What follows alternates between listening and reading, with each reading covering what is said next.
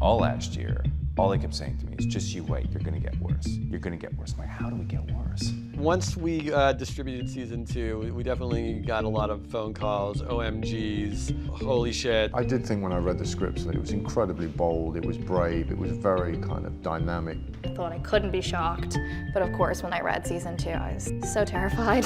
But all in all, everybody was thrilled with the ride that we were about to embark on.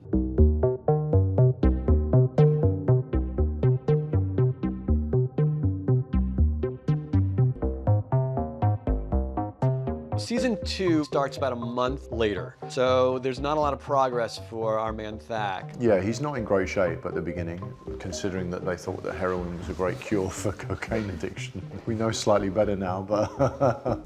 What time do you have? 10:15? 10:15.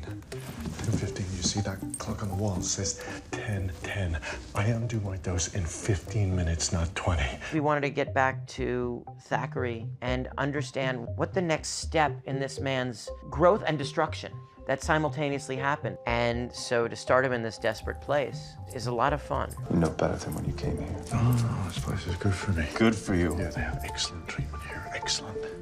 They're just a little stingy with it. There's a huge fragility about him, and he's pretty haunted, and it's going to be a bit of a journey from here to pick himself up and get himself back on top again. The news I've received indicates that the man is in no shape to return and likely never will be. He seems lost to his addiction forever.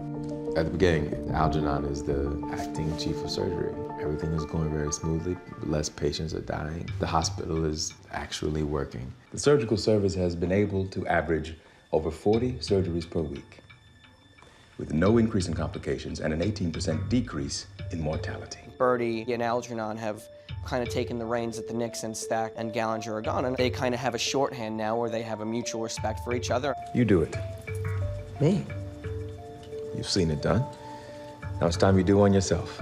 Gallinger's a little surprised when he comes back, and it's Algernon as the acting chief of surgery. Dr. Gallinger, I am ready to resume my duties. you come back as subordinate to me. So he goes, the only way that Gallinger's gonna get his job back is to clean this junkie up.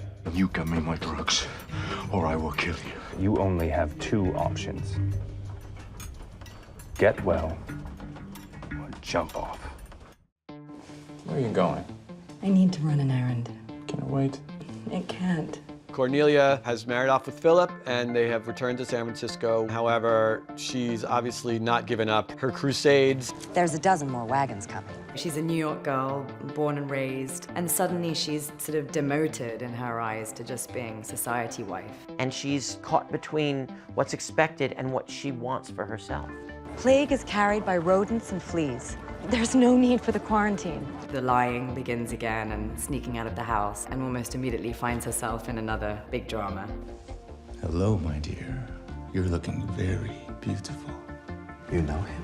Where we leave Lucy, you think that she's come into her own by the end of season 1. It's not even close. It's all about survival for her, you know, how is she going to live her life and be safe, and this bold new Lucy comes out. I think we both wanted to explore what happens when she says, I'm tired of being a dreamer. I want the dream. All I know is I'm not getting what I deserve. In the background of all that's going on with our characters, we're building a new hospital. For Barrow, it's the great opportunity. He's definitely gotten very good at running schemes. It's a more profitable set of endeavors this time.